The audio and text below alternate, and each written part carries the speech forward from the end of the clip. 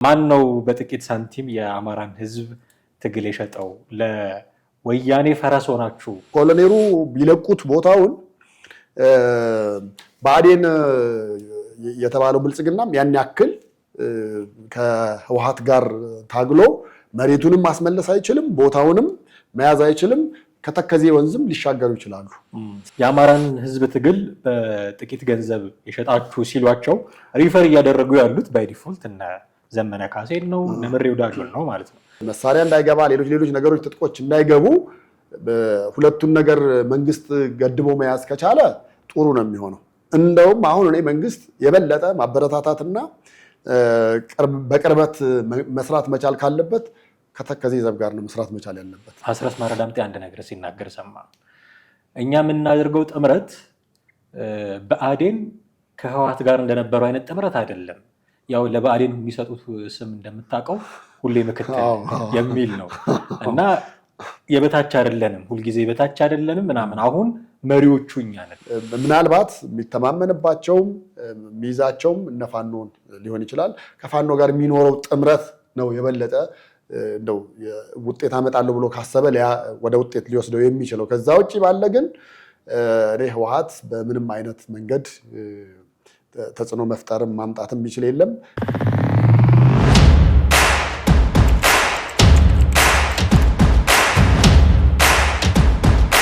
ሰላም ጤና ይስጥልን ውድ ቤተሰቦቻችን እንዴት አላችሁ? ዘኢትዮጵያን እየተከታተላችሁ ነው። ቴዎድሮስ ካሳና ማደግፋ ከእናንተ ጋር ቆይታ እናደርጋለን። በዛሬው ፕሮግራማችን ወልቃይት አካባቢ የተሰሙ አንዳንድ ጉዳዮች እናነሳለን። በተለይም በወልቃይት ያሉት የኮሎኔል ደመቀ ዘውዱ የሚመሯቸው የተከዜ ዘብ እና ፋኖ አካባቢ ምን አይነት ጉዳዮች ሊነሱ ይችላሉ? ባለፈው ሳምንት መጨረሻ ላይ ኮሎኔል ደመቀ ዘውዱ የሰጡት አስተያየት አለ። እሱን መነሻ አድርገን በሁለቱ ወገኖች መካከል ህወሓት የፈጠረውን መከፋፈል በመካከላቸው ያለው ነገር ለማንሳት እንሞክራለን። እስከ ፕሮግራማችን ፍጻሜ ድረስ አብራችሁን ትቆዩ ዘንድ የአክብሮት ግብዣችን ነው። ከኛ ጋር ነው። ቴዲ እንዴት ነህ? ሰላም እንዴት ነህ? አለን። ይሄ ህወሓት ወደ አፋር ክልል ገብቶ እንደዚህ ጥቃት ሰንዝሯል ሲባል ሰው ሙሉ ለሙሉ በሚባል ደረጃ የፋኖን ጉዳይ ትቶ ወደዛኛው ሲዞር ነበር እና እንደውም አንድ ሰው ምን ሲል ሰማው፣ የፋኖ ጉዳይ አጀንዳ የሚሆነው አጀንዳ ስለታጣ ነው። አሁን በዛ በኩል ጦርነት ቢጀመር ይሄኛው በቃ አጀንዳ መሆኑ ይቀራል ምናምን እያለ ሲያወራ ነበር። የጠፉ እየተባሉ እንደውም ሲነገር ነበረ። ኮሎኔል ደመቀ ዘውዱ ዝግጁ ነን፣ እሳቸው በእርግጥ ንግግሩን የተናገሩት በአፋር በኩል ህወሓት ያንን ነገር ስለጀመረ በወልቃይት መምጣቱ ስለማይቀር ያለማንም እገዛ ያለማንም እርዳታ እኛ ዝግጁዎች ነን የሚል መልእክት ለማስተላለፍ ነው። እግረ መንገዳቸውን ግን ምን አይነት ቋንቋ ተጠቀሙ? እኛ የአማራን ህዝብ ትግል በጥቂት ሳንቲም የሸጥን አይደለንም የምትል ሀረግ ተጠቀሙ። እሷ ነች አሁን ተመዛባቸው በጣም መነጋገሪያ የሆነችው። ማን ነው በጥቂት ሳንቲም የአማራን ህዝብ ትግል የሸጠው? ለወያኔ ፈረስ ሆናችሁ የሚል ነገርም ስላለ ማን ነው ይሄ የሆነው የሚል ጥያቄ ይነሳል። እንደሚታወቀው የፋኖ ትግል ልክ ሲጀመር ፋኖ የሚታገልበት ምክንያት የለውም ብለው ተናግረው ነበር። መታገያ ምክንያት የለውም ብለው ተናግረው ነበር። አሁን መጨረሻ ላይ ከተናገሩት ነገር ጋር ሲገናኝ በፋኖና በተከዜ ዘብ መካከል ያለውን ቁርሾ የሚያሰፋ ሆኖ ይገኛል። በመካከላቸው ያለውን ነገር ግን እንዴት ነው የምንገመግመው? እኔ እንደውም ኮሎኔሉ ትንሽ የተቸገሩ ይመስለኛል በዚህ ጉዳይ። ከማን ወገን መሆን መቻል እንዳለባቸው፣ ከመንግስት ይሁኑ ወይንስ ከአማራ ታጣቂ ጋር ከማንኛው ጋር ለመሆን አሁን አስቸጋሪ ያሉበት ሁኔታ ነው። 100% ልትል በምትችል ሁኔታ የሚገልጻቸው አማራ ጋር ያለው ነገር ነው እነሱን የሚገልጻቸዋል ብለን የምታስበው። ከሚይዙት ሰንደቅ ዓላማም አገር ኢትዮጵያ ከሚሉበት ነገራቸው አንጻር ወደ አማራ ታጋይ ይቀርባሉ ብለን የምትለው ግን አሁን ደግሞ አንተ እንዳልከው ንግግራቸውን ስታወጣው ደግሞ ስትመዘው ደግሞ እንደውም እርስ በርስ የሚጣረስ ሆኖ የምታገኘው ነገር አለ። አንደኛ ከዚህ በፊት በሩመር ደረጃም የተወራባቸው የተነገረባቸው ነገር ነበረ።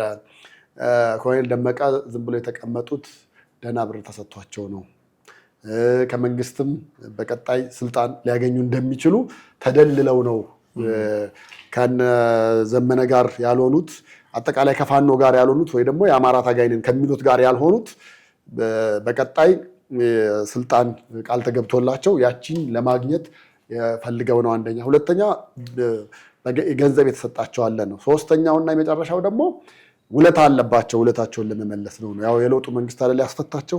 የለውጡ መንግስት ያስፈታቸው ደግሞ እኮ እኒህ ሰው አስፈትቶም በአካባቢ ባሉበት ቦታ ላይ ሹመት ሰጥቶ ሲያስቀምጣቸው ተወደደም ተጠላም የፀሐዩ መንግስታችን ውለታ አለባቸው። ስለዚህ እነዚህ ነገሮች ይዘዋቸው ነው እንጂ ወደ አማራ ታጋዮች ጋር የሚወስድ ብዙ ነገር አላቸው ነው። ራሳቸውን ችለው የተከዜ ዘብ ብለው ሰይመው አንደኛ የኢትዮጵያ መንግስት ምንም ውስጥ ሳይገባ መከላከያም ሳይልክ ምን ሳይል የተከዜ ዘብ ብቻ ህወሓትን ሊከላከልለት ይችላል ባለበት ቦታ ሆኖ ማለት ነው እንደ አንድ ጥበቃ። ሁለተኛም ለምሳሌ ከዚህ በፊት የነበሩ አደረጃጀቶች በሙሉ ይፍረሱ ተብለው ብዙ አደረጃጀቶች ፈርሰዋል። በአማራም በኦሮሚያም በተለያዩ አካባቢዎች አደረጃጀቶች ሲፈርሱ የተከዜ ዘብ ግን ባለበት እንዲቀጥል ነው የሆነው እና እነዚህን ነገሮች ናቸው ብዬ አስባለሁኝ ኮሎኔሉን ሼም ያስያዛቸው ወይ ደግሞ እንደው ከመንግስት ጋር ተጠግተው ያሉ ብዙ ነገሮችን ወደ መንግስት አድልተው በንግግራቸው እንዲናገሩ እንዲያደርጉ ምክንያት የሆናቸው ያው ንግግሩ ትንሽ ውስጠ ወይራብነት ያለው ይመስላል።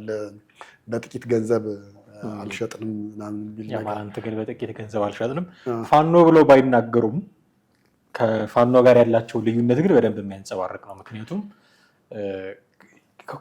ከህወሓት ጋር አብረን ልንሰራ አንችልም ነው። እነሱ እድሜ ልካቸውን ወልቃይት ላይ ሲቀመጡ ህወሓት ወደዚህ እንዳይመጣ ያንን የሰሜኑን ጦርነት አጋጣሚ ተጠቅሞ ይዘውታል። ከዚህ በኋላ እንለቅም። እንደውም ባለፈው እርግጠኛ አይደለሁም ከእነ አቶ ጌታቸው ረዳ ጋር በተገናኙ ጊዜ የተናገሩት ይመስለኛል። ፈጣሪን እናመሰግናለን፣ እኛ ረጅም ጊዜ ይወስድብናል ብለን ነበረ። ይሄ ነገር ተፈጠረና በአጭሩ ተሳካልን እና ፈጣሪን ነው የምናመሰግነው። ከዚህ በኋላ የምንለቀው መሬት አይደለም ነው የእሳቸው አባባል። ፋኖ ደግሞ እንደምታውቀው በእርግጥ ገሚሱ ፋኖ ነው። የእነ እስክንድር ነጋ ፋኖ ከህወሓት ጋር መስራት አይፈልግም። እነ ዘመነ ካሴ እነ ብርጋዴር ጀነራል ተፈራ ማሞ ግን እነ ምሬ ወዳጆን ጨምሮ ከህወሓት ጋር ስለመስራት ነው የሚያወሩት። ከህወሓት ጋር አንድ ሆኖ ወደ 4 ኪሎ ስለመምጣት ነው የሚያስቡት። ይሄ ትልቁ ልዩነታቸው ይመስለኛል። እና የአማራን ህዝብ ትግል በጥቂት ገንዘብ የሸጣችሁ ሲሏቸው ሪፈር እያደረጉ ያሉት ባይ ዲፎልት እነ ዘመነ ካሴን ነው እነ ምሬ ወዳጆን ነው ማለት ነው። በተቃራኒው ከዛ ወገን ደግሞ የሚነሳባቸው ነገር ምንድን ነው? ኦፍኮርስ ኦፊሻል አይደለም፣ በሩመር ደረጃ ነው የሚወራው። አማራ አይደሉም እሳቸው እንደውም ትግሬ ናቸው የሚል የንግግራቸው ዘዩ የአንደበታቸው ዘዬ እዛ አካባቢ እንደውም ከዚህ በፊት ጠቅላይ ሚኒስትር አብይ አህመድ ፓርላማ ውስጥ ሲናገሩ ነበረ። ወልቃይቴ ማለት የተንሻፈፈ አማርኛን የተንሻፈፈ ትግርኛ የሚናገር በብዛት እንደዛ ነው ያለ ቋንቋው ተቀላቅሎ ስለሚኖሩ ቋንቋው በደንብ የሚችሉትም ይመስለኛል። እኔ ሲናገሩ ሰምቻቸው አላውቅም። በእርግጥ ግን የሚችሉም ነው የሚመስለኝ። ምክንያቱም እዛ ድንበር አካባቢ እንደዚህ አይነት ነገር የተለመደ ነው። እንኳን አንድ ሀገር ውስጥ ይቀርና ሁለት የተለያዩ ሀገሮች ድንበር ላይ እንኳን ቋንቋ ተወራራሽ ነው እንደምታውቀው። እና ይሄም ያንደበታቸውም ንግግር እንደዛ ወደዛ ወሰድ ስለሚያደርገው አይ የለም እኒህ ሰው አማራ አይደሉም ትግሬ ስለሆኑ ነው የሚል ጥያቄ ያነሱባቸው ነበረ። ግን ይሄ ክሳቸው ግን እኚህ ሰው ትግሬ ቢሆኑ ታዲያ ለምን ከህወሓት ጋር አልሰሩም የሚል ደግሞ ሌላ መስቀለኛ ጥያቄ እንድታነሳ ነው የሚያደርግህ። ግን ፋኖዎቹም ደግሞ ዝም አይሉም፣ እሳቸው ጥያቄ ያነሳሉ። ለወልቃይት የሚታገለው ጎንደር ብቻ አይደለም፣ ወልቃይት ብረሳሽ ቀኝ ትርሳኝ ያለው ጎጃሙም ነው፣ ሸዋውም ነው፣ ወሎም ጎንደሩም ነው። የብቻቸው ርስት አደረጉት እና ይሄ ተከዜ ዘብ ብለው ያደራጁት ደግሞ በየትኛውም የአማራ ክልል ገብቶ በአጭሩ እንደውም ብአዴን ነው ብለው ነው የሚገልጹት እነሱ። ብአዴን ብለው ሲሉ ምን ማለታቸው እንደሆነ ይታወቃል። ለመንግስት የሚገዛ የሚተዳደር የአማራውን ፍላጎት አሳልፎ የሰጠ ነው። ስለዚህ የተከዜ ዘብ ማለት ብአዴን ማለት ነው ብለው ነው ቤታቸዋቸው። አይ እኔ እንደውም ለወልቃይት ባለቤት አልነበረውም ማለት ትችላለህ። ባለቤት አልነበረውም። አሁን ኮሎኔሉ ያደረጉት ነገር የባለቤትነት ስሜት እንዲኖርና እሳቸው በቅርብ ሆነው እሳቸው በበላይ ሆነው ግን የወልቃይት ጉዳይ አስተማማኝ ደረጃ ላይ እንዲደርስ አስተማማኝ እንዲሆን ወይ ደግሞ ወልቃይት በአማራ ክልል ውስጥ መሆን እንዲችል ያደረጉ እሳቸው ብቻ ናቸው። እውነት ለመናገር እኔ አሁን ኮሎኔሉ ቢለቁት ቦታውን ብአዴን የተባለው ብልጽግናም ያን ያክል ከህወሓት ጋር ታግሎ መሬቱንም ማስመለስ አይችልም፣ ቦታውንም መያዝ አይችልም። ከተከዜ ወንዝም ሊሻገሩ ይችላሉ። ስለዚህ መሆን መቻል ያለበት እኔ ባለቤት እንዲኖረው ነው ያደረጉት ኮሎኔል ደመቀ እንጂ ከዛ የተለየ ነው ብዬ አላስብም ወይም አላምንም። በቋንቋ ደረጃ ሰሜን ጎንደር አብዛኛው እንደዛ ነው። እሱ ብቻም አይደለም እኮ አሁን የተንሻፈፈ አማርኛ የተንሻፈፈ ትግርኛ ብቻም አይደለም። ኢቭን ብዙዎቻችን እንደ መሀል ከተማ ያለ ሰውም ሌላ ቦታም ያለ ሰው የትግራይ ተወላጅን እንደ ምልክት የሚያይበት እዚህ ጋርና እዚህ ጋር ያለችው ምልክት አለች። እሱ በዛ ጎንደር ውስጥ በአብላጫው ቦታም አለ እና ሁለቱንም ቋንቋም ይናገራሉ። አሁን ነገሮች በጣም እየሰፉና በተለየ በዚህ የብሔር ጉዳይ በጣም የከረረና መስመሩን እየሳተ ስለመጣ ነው እንጂ ያኔ በፊት በነበረው አይነት እሳቤ ቢሆን ምንም የተለየ ነገር አይኖረውም። በነገራችን ላይ እሱ ብቻ አይደለም፣ ራያ አላማጣም ብትሄድ እንደዛ ነው። አሁን ራያ የአማራው የኔ ነው እያለ ይጎትተዋል፣ ትግራዩም ደግሞ የኔ ነው ይላል። እነሱ ደግሞ ሁለቱንም ቋንቋ ይናገራሉ አሁንም ማለት ነው። ልክ እንደ ጎንደር እንደ ሰሜን ጎንደሩ እነዛም ስትሄድ ራያም እንደዛ ያለ ነገር አለ።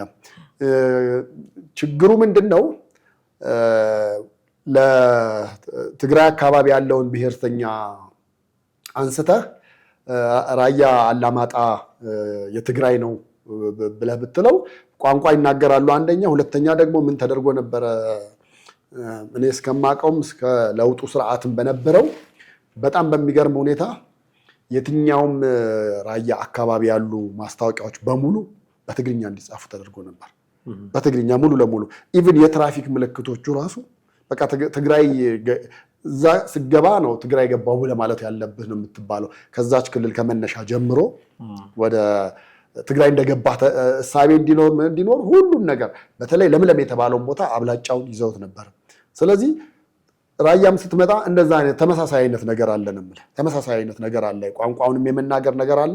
በኋላ ግን ራያ ትግራይ ነው ራያ አማራ ነው እየተባለው ሁለቱ ፋይት ሲፈጥር ራያ ራዩማ ነው አሉ ራሳቸው። የራሳችን ማንነት አለን የሚል ነገር መጣ። አሁንም ኮሎኔል ደመቀም ያደረገው ይሄንን ነው የምልህ። በቃ የራሱ ማንነት እንዲኖረው አደረጉ እንጂ አለዛ እዛ አካባቢ ሁልጊዜ የግጭት መንገድ መንስኤ ይሆን ነበረ። ሁሌም ህወሓት አንደኛው መግቢያ መንገድ መሆን ነበረ። እንግዲህ ታስታውሳለህ፣ በተለይ የጦርነቱ ጊዜ እኮ አይደለም ተከዜ እዚህ ደብረ ብርሃን ደርሰው ነበረ። አሁን እዛ ቦታ ላለው ነገር ከመንግስትና ከመከላከያ ባልተናነሰ ወይም ከዛ በላይ ብለህ በምትለው ሁኔታ ኮሎኔል ደመቀ አካባቢውን አስከብረው ነው ያሉት። በእርግጥ በቀደም አሁን የወታደር ትዕይንት ሁሉ ሲካሄድ ነበር ነው አለን። ያው እኛም ከፈለጋችሁ ዝግጁ ነን አይነት ነገር ነው። የማይካድራውን ጥቃት 5ኛ ዓመት ሲዘክሩ ነበረ። ሰልፎች ነበሩ፣ ፖሊሶች ምናምን አይቻሉ። ዝክረ ሰማዕታት የሚሉት አይነት ነገር ነበራቸው። እንደ አይነት ነገር አለ። ግን የወልቃይት አካባቢ ይሄ የተከዜ ዘብ መኖሩ እነ ኮሎኔል ደመቀ ዘውዱ በተጠናከረ ሁኔታ ይሄንን ቦታ መያዛቸው አንዱ ትልቁ ጥቅሙ ምንድን ነው? ባለፈውም ጦርነት ላይ እንደምታስታውሰው በወልቃይት በኩል ያን ያህል የህወሓት የበላይነት አልነበረም። ስጋት ይልቅስ በዚህ በራያ በኩል ባላማጣ በኩል መሀል ከተማ ሁሉ ድረስ ለመምጣት የቻሉት በኋላ ጠቅላይ ሚኒስትሩን እስከ መዝመት ያስገደዳቸው ጭምር የነበረው በዛ በኩል ነው። እና ብዙ ጊዜ ጥያቄ ይነሳ ነበር፣ ይሄኛው ለምን ሳሳ፣ ያኛው ለምን ጠነከረ? ኦኬ፣ ያኛውን ቦታ ቢዙት ቀጥታ ከሱዳን ጋር የሚገናኙበት ኮሪደርም ጭምር ነው የሚከፈትላቸው፣ መሳሪያ ያገኙበታል። እዛ ያላቸው ኃይል አለ። ይሄ ሳምሪ የሚባለው ማይካድራ ላይ ያንን ነገር አድርጎ ሄደ የሚባለው ብዙ ነገሮች ይነሳሉ። በዛ በኩል እነ ኮሎኔል ደመቀ ዘውዱ ቦታውን ማጠናከራቸው ለወልቃይት ወይ ለአማራ ክልል ሳይሆን ለራሷ ለኢትዮጵያም፣ እንደውም አቶ አሸተ ደምለው የሰቲት ሁመራ ወልቃይት እንደዚህ ጠገዴ ዞን አስተዳዳሪ ናቸው። የተከዜ ዘብ የኢትዮጵያም ዘብ ነው ብለው እንደውም የምረቃ ጊዜ ሲናገሩም ሰምተናቸዋል። እና ለኢትዮጵያም ጭምር እንደ ዘብ ሆኖ እያገለገለ ያለ ነው የሚል እንደውም አድናቆት ሁሉ ጭምር የሚሰጣቸው አሉ። እንደ ቅድም እንዳልኩት ግን ከፋኖ ወገን ከገሚሱ ፋኖ ወገን ደግሞ የለም እነዚህ ብአዴኖች ናቸው ጭራሽ የመንግስት ተለጣፊ ሆነ። ኦፍኮርስ ፋኖ የመንግስት ተቃራኒ ስለሆነ ከመንግስት ጋር አብሮ የሚሰራን በሙሉ በአንድ መጀመሉ የሚጠበቅ ነው። የእነሱ እንደውም አሁን ትልቁ ራስ ምታታቸው መቼ ነው በጀት የሚመደብልን? እኔ በደንብ የማደንቀው እዛ አካባቢ ያሉትን አቶ አሸተ ደምለውንም ኮሎኔል ደመቀ ዘውዱንም ያለ በጀት እያስተዳደሯት ነው ከተማ። በጣም ትልቅ ነገር ነው። በጀት ቢሰጣቸው ምን ሊሰሩ ይችሉ ይሆን ብለህ እንድትጠይቅ ያደርጋል። በጀት የላቸውም። ፌዴራል መንግስቱም ተቸግሯል። በጀት የሚፈሰስ የሚደረገው በክልል ነው እንደምታውቀው፣ ወይ ደግሞ ሁለቱ ከተማ አስተዳደሮች አሉ ድሬዳዋና አዲስ አበባ። ድሬዳዋ ሰሞኑን መነታረክ ያወራለች፣ ደግሞ ሌላ አጀንዳ መጥቷል፣ ሌላ አጀንዳ መጥቶባታል። ግን በክልል ነው ፈሰስ የሚደረገው። ቀመር የሚሰራው ፌዴሬሽን ምክር ቤት ቀመር የሚሰራው በክልል ነው። ወልቃይትን የትግራይ ናት እንዳይል አሉ አማራዎቹ የኛ ነን የሚሉ፣ የአማራ ናት ብሎ በአማራ ክልል እንዳይሰጥ የኛ ነው የሚሉ ደግሞ ትግራዮች አሉ። አጣብቂኝ ውስጥ ገብተዋል እና እንዴት አድርጎ ቀመር እንደሚሰራም ቸግሮታል። እንዲህ ባለበት ሁኔታ እነሱ ግን እየኖሩ ነው፣ ያለ በጀት እየኖሩ ነው። እና ይሄ የበጀት ጥያቄ ያላቸው ግን እሱን ካላመጣችሁ ብለው አሁን እንደው ፋኖ የህልውና ጥያቄ አለብኝ ይላል እንጂ ፕራክቲካሊ የህልውና ጥያቄ ያለው ወልቃይት ውስጥ ነው ብንል ከበጀት ተነስተን ብዙ ስህተት ላይ የምንወድቅ አልመሰለኝም። የህልውና ጥያቄ ያለብን ብለው እነሱ አሁን ማመፅ ደረጃ አልደረሱም።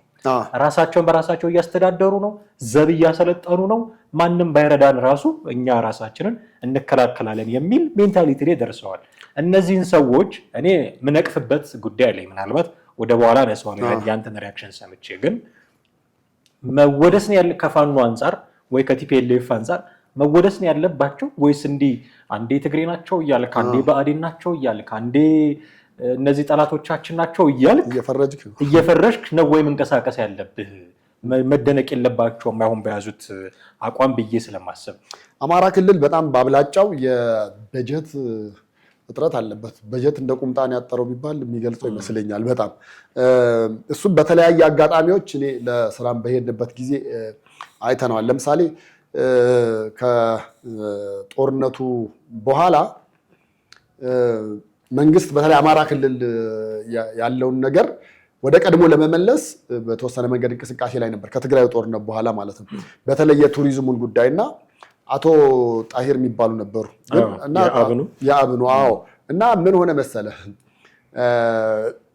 ቱሪዝሙ አለ አማራ ክልል በጣም ከፍተኛ ገቢ ሊገባበት ይችላል። ኢቭን አይደለም በብር በዶላር በዩሮም ሊገባ የሚችሉባቸው ብዙ አማራጮች አሉ። እነዛ እያሉ ግን ለቢሮው በቂ የሆነ በጀት አልተመደበለትም ነበር። በሁለት ምክንያት ይመስለኛል። አንደኛ ያው ክልሉ ራሱ ሰብስቦ ራሱን ያስተዳደር በቃ እንጂ ይሄ ከፌዴራል መንግስት የሚመደብ በጀት ተገቢ አይደለም የሚል አቋም በመንግስት በኩል አለ፣ በአንድ በኩል ሌሎችም ክልሎች ሳይቀር ማለት ነው። ከዚህ ምን በጅተው በጀት በቃ ራሳችሁን ክልሉ ራሱን በራሱ ማስተዳደር በቋንቋ በምናምን አስተዳድራለሁ ካለ በጀትም ራሱን ይቻል። ለምን በቃ ከዛ የሚሰበስበውንም ግብር እዛው የያዘው ነው። አንደኛው ግን እዛ ላይ በቂ በጀት ባለመመደቡ የተነሳ አንደኛ አካባቢው እንደተፈለገ ሊያድግ ሊለወጥም ሊሰራበትም አልቻለም። ሁለተኛው ደግሞ እንግዲህ የአብን ያን ጊዜ በመንግስት ብዙም ይሄን ያህል ተወዳጅ ያልነበረ ፓርቲ ነው። በበቃ እዛ አካባቢ ልክ አማራ ክልል ያለ አንድ የጽንፈኛ ጽንፍ የወጣ ጽንፍ የረገጠ ፓርቲ እንደሆነ ተደርጎ ነበረ የሚታሰበው። በኋላ ነው እንደውም ፓርላማ ገብተው ከዛም አልፎ ደግሞ በፌዴራል መንግስት የአብን አመራር የነበሩ ሰዎች ስልጣን ሲሰጣቸው አይ መንግስት በተወሰነ መንገድም ቢሆን ያለው አቋም ይሄ ነው የሚል ነገር መጣ እንጂ የበጀት እጥረቱ በጣም ከፍተኛ ነው። ይሄን የበጀት እጥረት ያነሳሁልህ ለምንድን ነው? ለአካባቢው ባህልና ቱሪዝም ምናምን ብቻ ሳይሆን አሁን እነ ደመቀ ለሚመሩትም ኮሎኔል ደመቀ ለሚመሩትም ወታደር በቂ የሆነ ነገር የለውም። ባለፈው ለምሳሌ ዘመን መለወጫ ቀን ራሱ አንድ የሆነ በጣም የእነሱን ፕሮግራም እየተከታተልኩኝ ነበር እና የቀረበው በቃ በጣም በሚያሳዝን አይነት ሁኔታ ነበረ። አካባቢው በልማትም በበጀትም በብዙ ነገሮችም የተጎዳ እንደሆነ፣ ነገር ግን በቃ ምንም ሆነ ምንም ብለው እነሱ በአቋም በዓላማ ጸንተው ወጥረው ይዘው እየሰሩ ያለበት ሁኔታ ነው። ምክንያቱም ከፌዴራል መንግስት በቂ የሆነ በጀት እየመደበላቸው አይደለም። ክልሉም እንደዛው። እንደገና ደግሞ ራሳቸውን ችለው በመስራታቸው ብቻ ደግሞ ከፋኖ ኃይሎች ደግሞ የተሰጣቸው ስምም አለ። አማራንም እንደሸጠ አድርገው ለብልጽግና ሸጧል የሚል እሳቤ እንዲሆንና ኮሎኔሉ ላይም በዚህ በወሬ ደረጃ እንዲወራ የተደረገበት ነገር ነበርና አጣብቂኝ ውስጥ ሆነው እየሰሩ ያለበት ሁኔታ ነው ያለው። እንዳልከው የበጀት እጥረት አለ፣ ግን ያንን የሚይዘው ነው። ይህን ነገር መንግስት ተረድቶ ቢያንስ ነገሮችን ማስተካከል አለበት ብዬ አስባለሁ። እኔ እዛ አካባቢ ያሉት እነ ኮሎኔል ደመቀ ዘውዱ መወቀስ ካለባቸው ሊወቀሱ ይገባል ብዬ የማነሳው አንድ ነገር ግን አለ። ቅድም እንዳልኩት የኢትዮጵያ ዘብ ጭምር ናቸው። በሱዳን በኩል መሳሪያዎች እንዳይገባ ምናምን ያ ቦታ መጠናከር አለበት። ጥሩ ነው ልትል ትችላለህ። ያለ በጀት ፈሰስ መቆየታቸው እንግዲህ አሁን 5 ዓመት ሆኖ ጦርነቱ 5 ዓመት በጀት የላቸውም ማለት ነው። እና ጥሩ ላይ ነው ያሉት፣ ይሰራሉ፣ ይንቀሳቀሳሉ ምናምን ወታደሩ ላይ ያሰለጥናሉ የተከዜ ዘብ እያሉ ያለ በጀቴን ማድረግ ከቻሉ እነዚህ ሰዎች በጀት ቢመደብላቸው እንዴት ሊሆኑ ይችላሉ ብለህ እንድትገምት ያደርግሃል። እና ጥሩ አስተዳደር አላቸው ማለት ነው ብለህ እንድታደንቃቸው ያደርግሃል። ሞቅ ሰው ግን የተከዜ ዘብ የሚባለው ነገር አሁን ጥያቄ ማንሳት መጀመር አለብን ብዬ አስባለሁ። ለምን መሰለህ? ኢትዮጵያ ውስጥ ታጣቂ እየበዛ ነው። ኢትዮጵያ ውስጥ ህገወጥ ታጣቂ እየበዛ ነው። እንደምታውቀው እንኳን ፋኖ እንኳን ሸኔ እንኳን ቲፒኤፍ ቲዲኤፍ ተብለው ይቅርና ልዩ ኃይል እንኳን ተብለው ህገወጥ ነበሩ። እንደምታውቀው የሆነ ታጣቂ በበዛ ቁጥር ደግሞ የሀገር ትሬት ነው የሚሆነው፣ ስጋት ነው የሚሆነው። ልዩ ኃይል ባይኖር ኖሮ የሰሜኑ ጦርነት አይነሳም ነበር። ማሰብ ያለብን የሱዳኑ ታሪክ እዚህ ሀገር እንዳይደገም መፍራት አለብን። ሱዳን ውስጥ አርኤስኤፍ የሚባለው ራፒድ ሰፖርት ፎርስ፣ ይሄ ጀነራል ሐምዳን ዳጋሎ ሄሜቲ የሚመራው ፎርስ አጋዥ ተብሎ ልዩ ፈጥኖ ደራሽ ኃይል ነው። እንግዲህ እንደምታውቀው ፈጥኖ ደራሽ ኃይል ነው። ሰውየው በወርቅ ንግድ በምናምን ኪሱ ያበጠ ነው። የሆነ ጊዜ ከልክ በላይ ጠገበ። ከዛ በፈንቅለ መንግስት ማድረግ ደረጃ አሁን ድሮን የሚተኩስ ነው። እንደምታውቀው ግብፅ እንደውም ሰሞኑ በጣም ፍርሃት ውስጥ ነች። የግብፅን ይዞታዎች እዛ ሱዳን ውስጥ ያሉትን ወታደሮች የሚሰፍሩበትን ቦታ በድሮን እመታለሁ እያለ እያስፈራራት ነው። እና አቤቱታ እያቀረበች ነው ለተባበሩት መንግስታት ድርጅት። ከነ ጀነራል አልቡርሃን ጋር ትከሻ ለትከሻ የሚገፋፋ የሆነ የሱዳንን ክፍል ተቆጣጥሮ የያዘ በዛ ላይ በጣም አረመኔ በጣም ጨካኝ የሆነ ግሩፕ ሰሞኑን እንደውም በጣም ዘግናኝ ጭፍጨፋዎች ሁሉ ሲያደርግ ነበረ። ህገወጥ የሆነ ታጣቂ የሆነ ህገ መንግስታዊ ስም የሌለው ታጣቂ ሚሊሻ አትለው፣ ልዩ ኃይል እንኳን የሆነ ጊዜ ህጋዊ መስሎን ነበረ። ልዩ ኃይል አትለው፣ ሚሊሻ አትለው፣ ፖሊስ አትለው። ምንድን ነው የተከዜ ዘብ? ከፋኖ በምንድን ነው የምንለየው? ከሸኔ በምንድን ነው የምንለየው? ከቲፒኤፍ ከቲዲኤፍ በምንድን ነው የምንለየው? ታጣቂ እየበዛ አይደለም ኢትዮጵያ ውስጥ? ዛሬ ህወሓትን ያስታግስልናል ብለን ወልቃይት አካባቢ ያለውን ነገር ጭጭ ያስብልልናል ብለን ዝም ያልነው የተከዜ ዘብ ነገ አርኤስኤፍ ላለመሆኑ ምን ያህል እርግጠኞች ነን? አሁን እነዚህ ሰዎች ከተማዋን በራሳቸው ፈቃድ ነው የሚመሩት። ነገ የፌዴራል መንግስቱ ፍላጎት እዛ አካባቢ ምን እንደሆነ አናውቅም። የክልሉ ፍላጎት ምን እንደሆነ አናውቅም። ወይ ደግሞ በህዝብ ድምፅም ይሁን በምንም ተብሎ ወደ አንዱ ክልል ተጠቃለሉ መባል ሊመጣ ይችላል። ያኔ ያኮረፉ ሰዎች የተከዜ ዘብ ሆነው ያሉ ሰዎች ምን እንደሚያደርጉ አናውቅም። መሳሪያ ያላቸው ናቸው። ወታደራዊ እዝ ስትራክቸር ያላቸው ናቸው። ይሰለጥናሉ ያሉት፣ ይታጠቃሉ ያሉት፣ ድንበር የተከዜ ነው ብሎ የሚፎክሩ ናቸው ያሉት። ነገ ምን እንደሚፈጥሩ በምን እናውቃለን? እንደ አርኤስኤፍ እንደማይሆኑ ራሳቸው ኮሎኔል ደመቀ ዘውዱ እንደ ጀነራል ሐምዳን ዳጋሎ እንደማይሆኑ በምን እናውቃለን? እና ታጣቂ አልበዛም ወይ? የመከላከያ ሰራዊቱን የሚያስጨንቁ ለመከላከያ ሰራዊቱ ስጋት የሚሆኑ ታጣቂዎች እየበዙ አሁን ምንም ስላላረገን ዝም ሊል ይችላል መንግስት። ፋኖንም እኮ ዝም ብለውት ነበር አይደል? አብረው ሲዋጉ ስለነበሩ በኋላ ነው ነገር የመጣው። አሁን ከነዚህ ሰዎች ጋር ነገ ከነገ ወዲያ ቢፈጠር እንደገና እነሱን ደግሞ ትጥቅ ለማስፈታት ሌላ ጦርነት፣ አሁን ከመንግስት ጋር ይሰራሉ የሚባሉት ነገ ደግሞ የመንግስት ተቃራኒ ሊሆኑ ምን አይነት ነገር ውስጥ ነው የምንገባው? ታጣቂ አልበዛም ወይ በሚል ጎን ትንሽ ወቅሳቸዋለሁ። እሱ እኔ በአንድ በኩል እኔ ደግሞ በአንተ ተቃራኒ በሆነ መንገድ ስጋት አይሆንም ብዬ ነው የምለው። ምክንያቱም ለምሳሌ የሱዳኑን ብናነሳ በዘመናዊ ጦር መሳሪያ ትጥቅ፣ ከዛ ባሻገር ደግሞ ራሳቸውም የገቡበት የወርቅ ንግድ አለ። ገንዘቡን ያገኛሉ፣ ራሳቸው ዶላር ማንቀሳቀስ ጀመሩ። ሁሉ ነገር እንደዛ ሆነ።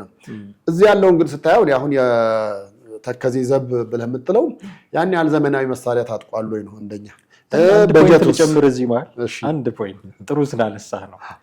የዘመናዊ መሳሪያ የሌላቸው ከመንግስት ጋር አሁን ስለሚሰሩ የመንግስት ተቃራኒ ቢሆኑ አንተ እንደምትለው እነ ኤርትራ እልል በቅብጤ ይላሉ። እቺን ቃል ስትጠቀሙ ደስ ይለኛል። እነ ግብፅ እነ ኤርትራ ለማስታጠቅ እጃቸውን በደንብ ዘርግተው ነው የሚመጡት እና ከመንግስት ጋር ስለሆኑ አሁን የሚደግፋቸው ላያገኙ የመንግስት ተቃራኒ በሆኑ ቅጽበት ግን ወዲያው ድሮን ሁሉ ሊያስታጥቋቸው ይችላሉ ብዬ ነው። እዚህ ላይ እንግዲህ በወታደራዊ ሳይንስም በምንም ብለህ በለው ብቻ ግን ያን ያህል የተለየ ሳይንስም ሳይጠይቅ ወደ ተከዜ ዘብ አንተ መሳሪያ ለመውሰድ 2 ቦታዎችን መጠቀም ግድ ይልሃል። አንደኛ የአማራ ክልልን መርገጥ፣ ሁለተኛ የትግራይን ክልል መርገጥ ግድ ሊልህ ነው። ስለዚህ እነዛ አካባቢ ያሉት ነገሮች መሳሪያ እንዳይገባ፣ ሌሎች ነገሮች ትጥቆች እንዳይገቡ ሁለቱን ነገር መንግስት ገድቦ መያዝ ከቻለ ጥሩ ነው የሚሆነው።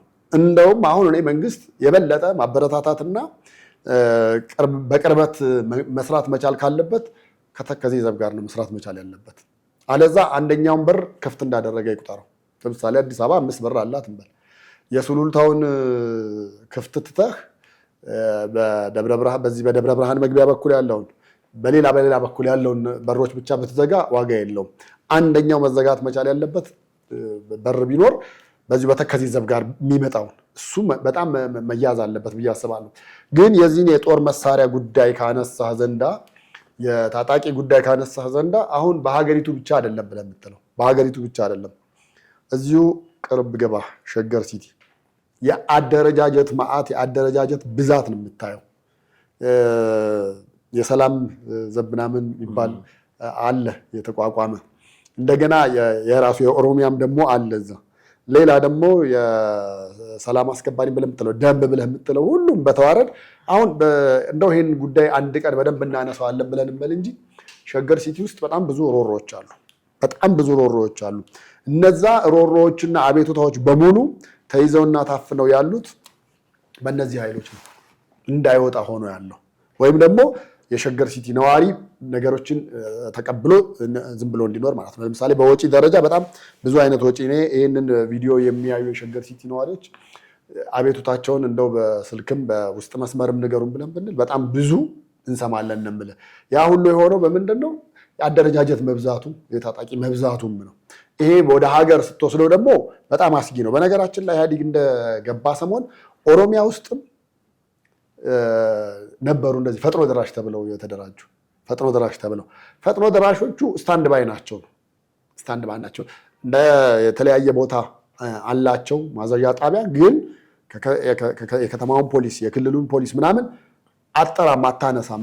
እንዲህ ያሉ ነገሮች ሲኖር ፈጥኖ ደራሹ እንደምታነሳው ፈጥኖ ደራሹ ነው እየተንቀሳቀሰ የከተማዋን ጸጥታ አንዳንድ ነገሮች፣ ከዛ በኋላ ኃይል ሲያስፈልግ ነው የከተማውን ፖሊስም የምታደርገው፣ ከዛ ወደ ፌዴራል ፖሊስ ወደሚለው ምናምን ነገር የምትሄደው ወደ መከላከያ የምትሄደው እና ይሄ በፊትም የነበረ አሰራር ነበረ።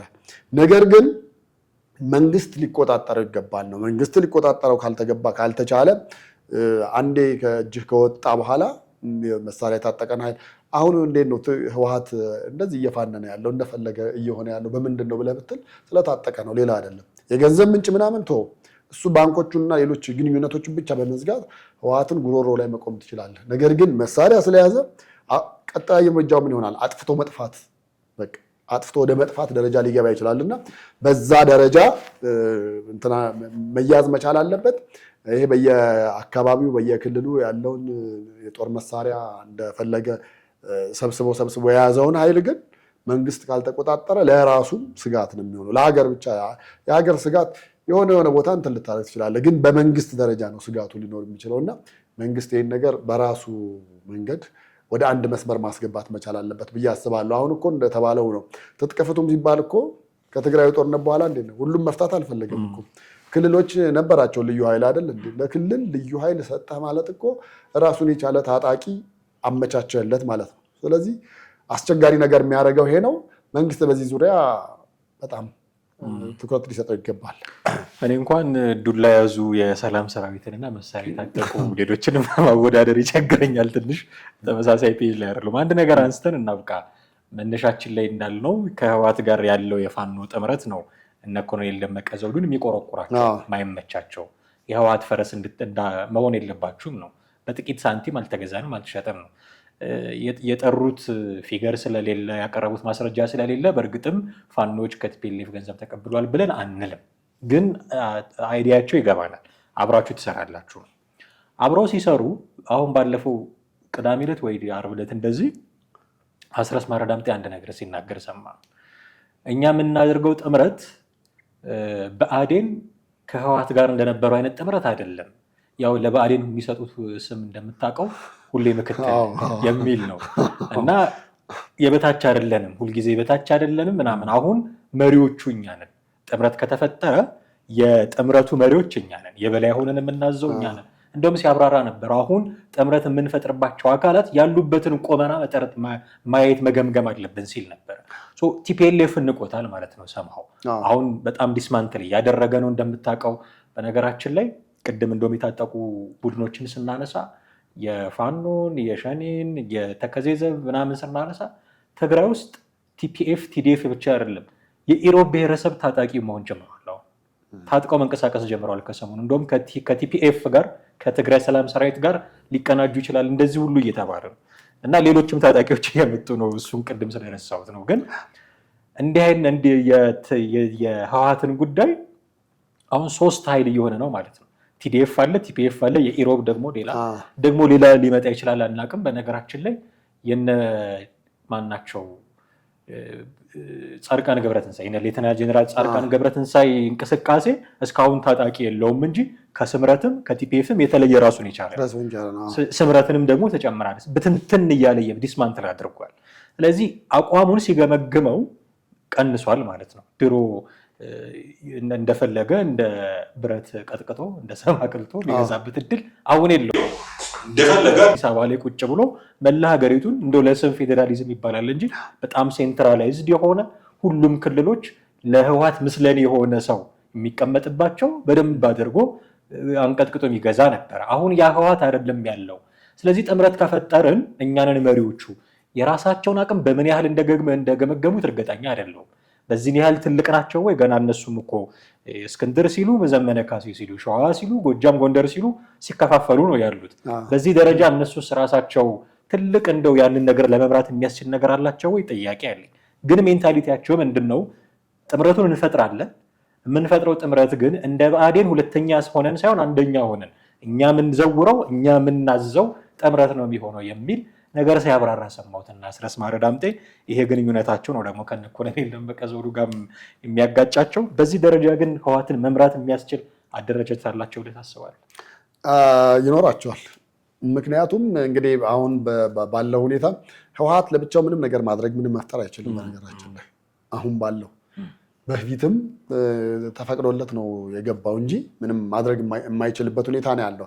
ኢቭን ከጎረቤት ሀገራት ጋር እንኳን ተስማምቶ ያን ያህል ተጽዕኖ መፍጠር ብቻ አይደለም እንደው ያን ያህል የተሻለ ነገር ማምጣት ይችላል ብዬ አላምንም። ስለዚህ ምናልባት የሚተማመንባቸውም የሚይዛቸውም እነ ፋኖን ሊሆን ይችላል። ከፋኖ ጋር የሚኖረው ጥምረት ነው የበለጠ እንደው ውጤት አመጣለሁ ብሎ ካሰበ ወደ ውጤት ሊወስደው የሚችለው። ከዛ ውጭ ባለ ግን ህወሓት በምንም አይነት መንገድ ተጽዕኖ መፍጠርም ማምጣትም የሚችል የለም። ግን እነሱን አምጥቶ በስልጣን ከሾመ ምን ካረገ የሆነ ቦታ ከሰጠ በእርግጠኝነት በተወሰነ መንገድ ኃይሉን አጠናክሮ በአማራ ክልል በኩል ያለውንም ተቀባይነት በዛ መንገድ ማምጣት ይችላል። በነገራችን ላይ አንድም ተቀባይነትን ለማምጣት ያን መንገድ ይጠቀማል ብዬ አስባለሁ። ከዛ ውጭ ግን እንደነ ደብረጽዮን ይሄ በፊት የነበረውን የስልጣን አመራር ጫካ ውስጥ ያልነበረ ያልታገለ ወይ ደግሞ 30-40 ዓመት ትግል ውስጥ የሌለ ሰው በአመራር ደረጃ እናመጣው ማንሾመውም የሚባል ነገር ከሆነ አንደኛ እሱ ተቀባይነት የለውም። ሁለተኛ ደግሞ እኔ ፋኖን እስከምትረዳው ድረስ ያለው እንቅስቃሴ በሙሉ ስታየው በቃ እዛ አካባቢ ያለውን ጀምራ ወደ ትግራይ ሙሉ ለሙሉ የመሪነት ሚና ካልተሰጠኝ በምንም ተአምር እንደ ብአዴን ሁለተኛ ሆኜ ወይ ደግሞ ምክትል ሆኜ እቀጥላለሁ የሚለውን ነገር በፍጹም ይቀበላል ብዬ አላስብም፣ አላምንም።